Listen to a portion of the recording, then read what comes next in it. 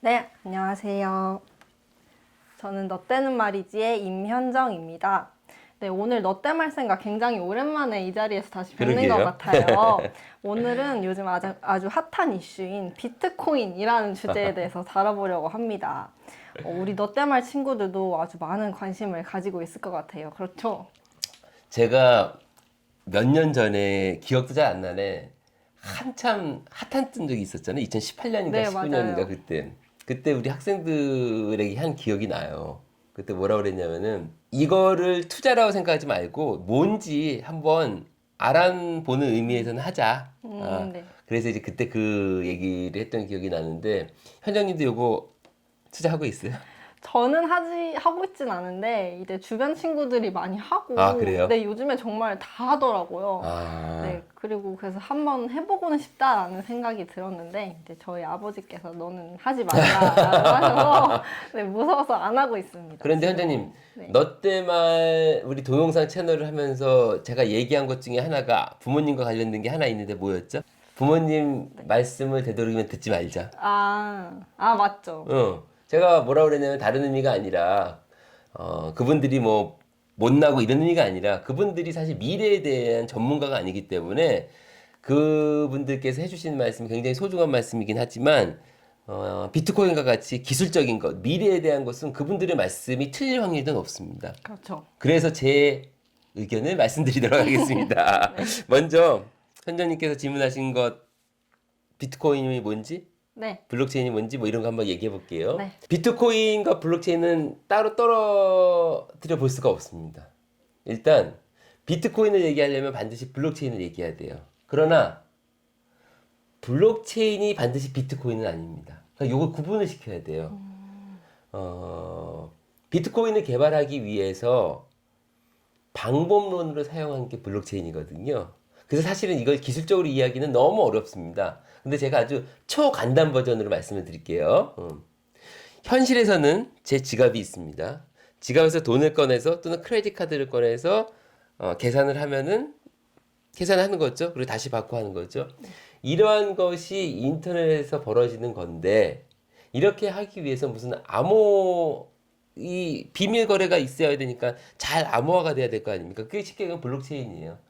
블록체인이라는 기술을 통해서 내가 거래를 하는데 문제가 없게끔 해주는 거거든요. 그래서 거기서 나오는 게 탈중앙화, 뭐 분권화, 분장 기술, 그다음 블록, 체인, 그다음 마이닝 뭐 이런 용어들이 많이 나오는데 우리가 꼭 그런 것을 알아야 뭐 투자를 하거나 이런 것을 이해하는 건 아니니까 그런 거는 일단 우리가 첫 단계에서 그냥 넘어가도록 하고요. 가장 쉽게 얘기하기 위해서 비트코인은 블록체인 기술을 이용한 거래를 할 수 있는 도구이다. 그래서 비트코인, 코인이라는 의미를 예를 들면 현금과 같이 생각하면 되겠죠. 그런 식으로 만들었어요. 일단은 여기까지만 할게요. 왜냐면 할 얘기가 아직 굉장히 많기 때문에 비트코인은 거래를 하기 위한 수단으로 만든 뭐다? 도구이다. 그래서 캐시, 현금과 같은 것을 목적으로 만들었어요. 제가 만들었어요라고 했기 때문에 뒤에 뭔가 있겠죠? 어, 그건 나중에 제가 또 말씀을 네, 드리겠습니다. 예. 알겠습니다. 그러면 비트코인과 주식의 차이는 뭐고, 아, 그럼 비트코인은 어떻게 거래가 되는 걸까요? 아주 좋은 질문입니다. 주식은요, 참, 현정님 주식 네. 있어요? 이거부터 물어봐야지. 저는 주식을 안 하고 있는데, 요즘 관심이 생겨서 조금 공부를 하고 있는 단계이긴 합니다. 그렇죠?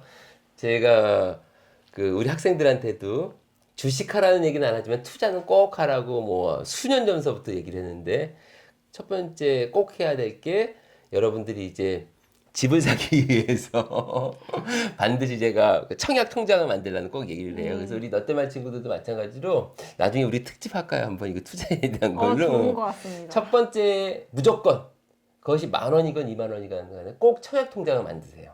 꼭 청약 통장을 만드셔서 어떻게 될지 모르기 때문에 미래는요 준비를 하는 겁니다. 어차피 저축한다고 해서 저축한다고 생각하면 되니까 청약 통장을 꼭 만들고 그리고 이제 여유가 되면은 저는 이제 ETF 투자를 하라고 얘기하는데 이거는 나중에 투자에 대한 걸로 얘기를 하고요. 네. 지금 질문하신 주식으로 가면은 주식은 말 그대로 주식회사의 가치를 나타내는 거예요.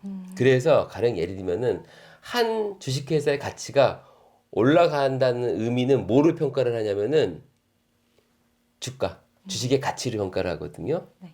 그래서 주가가 낮다, 높다, 적절하다를 얘기하는 기준은 뭐 여러, 뭐 수십 수백 가지가 있는데 가장 핵심은 그 회사에서 돈을 잘 벌고 있느냐? 이게 핵심입니다. 네. 가령 예를 들면 최근에 가장 핫했던 주식이 쿠팡, 뭐 카카오 이런 게 있죠. 네. 계속 오르고 있어요. 왜? 이제까지도 그랬지만 앞으로도 카카오나 쿠팡이 돈을 더 많이 벌 것이다 라고 많은 사람들이 예측을 하는 거예요. 그래서 주가를 결정하는 데에는 정말 많은 요인이 있습니다.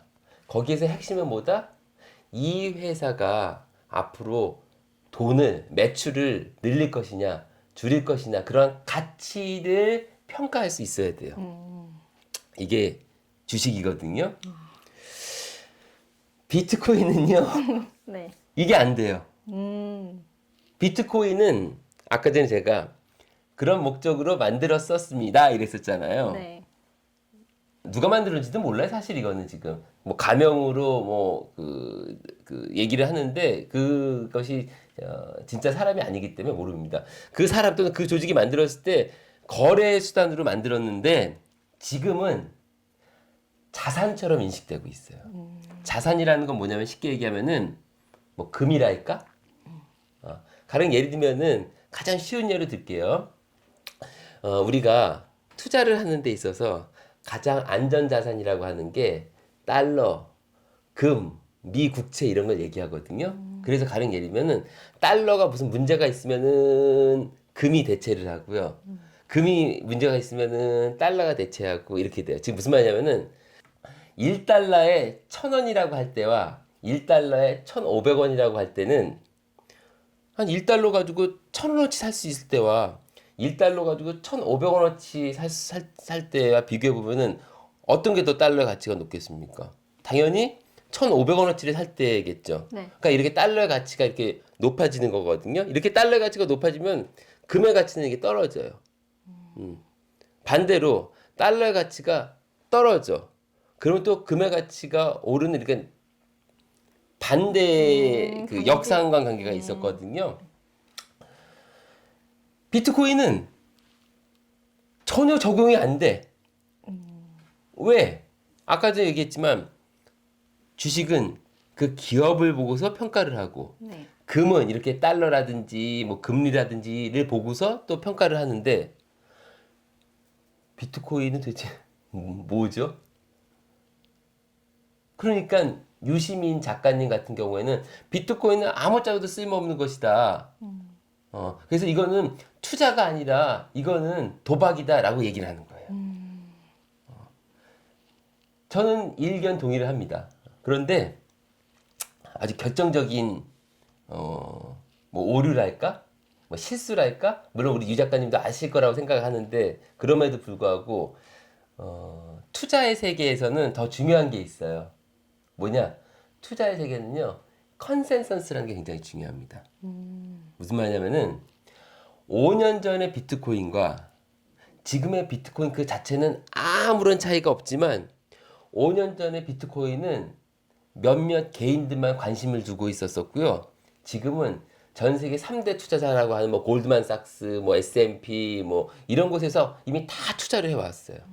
그리고 아까 전에 제가 잠깐 얘기했지만 ETF 얘기했는데 뭐 그러한 투자에서도 지금 많이 하고 있고요. 그래서 지금 사실 개인 투자자가 많은 것 같지만요. 지금은 투자사들이 훨씬 많습니다. 물론 그것도 잘 알지는 못하지만 결국 뭐냐? 과거 3년 전, 4년 전에는 기관이라든지 그런 투자사에서 거들떠도 보지 않는 아 이건 뭐야 이거 라고 생각을 했는데 지금은 컨센서스 사람들의 생각이 달라졌어요. 어떻게? 이거 특히나 우리 MZ 세대들 같은 경우는 특히나 현금을 잘 사용해 본 적이 없는 친구들 같은 경우는 전혀 거리낌이 없어요, 이게. 왜? 어쨌든 현금을 써본 적이 없거든. 그러니까 이 친구들이 이것을 자산처럼 생각하고, 물론 투자사에서도 그렇고요. 그러다 보니까 컨센서스가 생기게 돼요. 어떻게? 아니, 이것도 디지털 세계에서는 금처럼 생각할 수 있는 거 아니야? 왜? 아니, 비트코인도 아주 일정량에만 발행하고 있고, 마치 금도 딱 제한이 있으니까 그 가치가 인정되잖아요. 그리고 이것이 거래를 할 수 있는 데 있어서 안정적이고 금과 같은 가치가 있으니까 디지털 세계에서는 그런 가치 있는 것 아니야? 라고 하는 컨센서스가 이루어지게 된 거예요. 그래서 다시 한번 말씀을 드리면은 3년 전과 지금의 비트코인은 달라진 게 아무것도 없지만 사람들이 이것을 어떻게 생각하느냐는 달라졌다. 그리고 이게 사실 투자에서는 매우 중요하다라고 얘기를 할 수가 있어요.